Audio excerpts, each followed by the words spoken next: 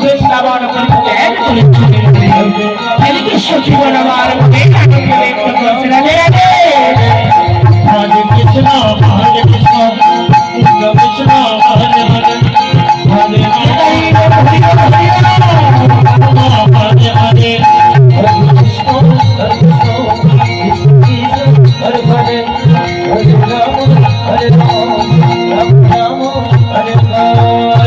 হরে ললিতা হরি বিশ্বখা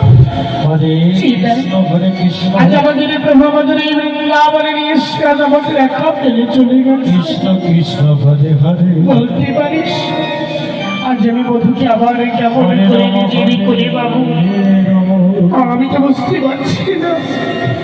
রাধে ও রাধে, তাকে যদি আবার ফিরে পেতে হয় তোকে সাধনা করতে হবে। কার সাধনা? সখী বল না, আজ কার সাধনা করলে আমরা তাকে পাবো? আমি শুনেছি ওই মায়ের আরাধনা করলে নাকি সব মনোবাসনা পূর্ণ হয়। তাই চল চল আজ আমরা যাবো ওই মা কাত্যায়নীর আরাধনা করতে।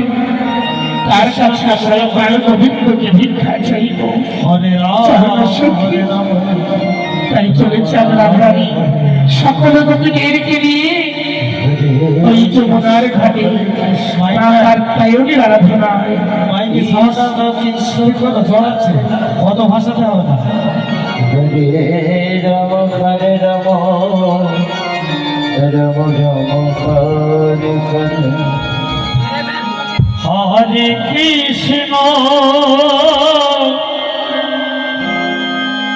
হরে কৃষ্ণ।